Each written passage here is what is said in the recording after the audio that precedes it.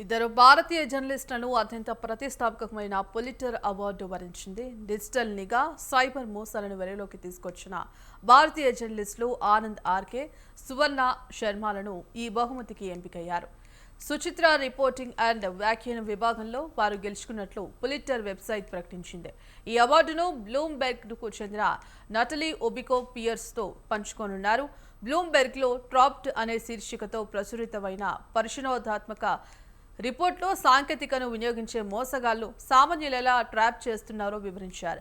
వారికి ఎదురయ్యే ప్రమాదాలను ప్రపంచానికి చాటి చెప్పింది. ఫోన్ ద్వారా డిజిటల్ అరెస్టుకు గురైన భారతదేశంలోని న్యూరాలజిస్ట్ గురించి చిత్రాలు, వ్యాఖ్యానంతో తెలిపింది.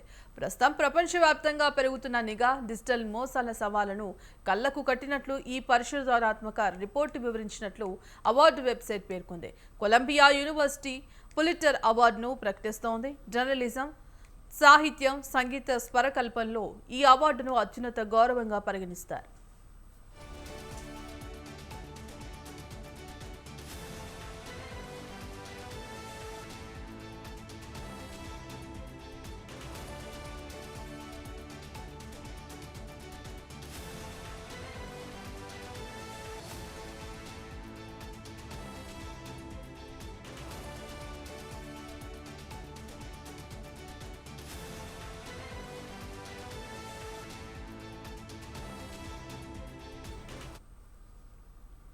ఇద్దరు భారతీయ జర్నలిస్టులను అత్యంత ప్రతిష్టాత్మకమైన పులిట్జర్ అవార్డు వరించింది. డిజిటల్ నిఘా, సైబర్ మోసాలను వెలుగులోకి తీసుకువచ్చిన భారతీయ జర్నలిస్టులు ఆనంద్ ఆర్కే, సువర్ణ శర్మలను ఈ బహుమతికి ఎంపిక చేశారు.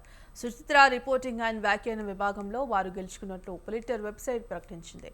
ఈ అవార్డును బ్లూంబెర్గ్కు చెందిన నటలీ ఒబికో పియర్స్తో పంచుకోనున్నారు. బ్లూంబెర్గ్లో ట్రాప్డ్ అనే శీర్షికతో ప్రచురితమైన పరిశోధనాత్మక రిపోర్ట్లో సాంకేతికతను వినియోగించి మోసగాళ్లను సామాన్యులను ఎలా ట్రాప్ చేస్తున్నారో వివరించారు.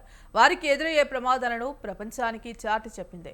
ఫోన్ ద్వారా డిజిటల్ అరెస్టుకు గురైన భారతదేశంలోని న్యూరాలజిస్ట్ గురించి చిత్రాలు, వ్యాఖ్యానంతో తెలిపింది.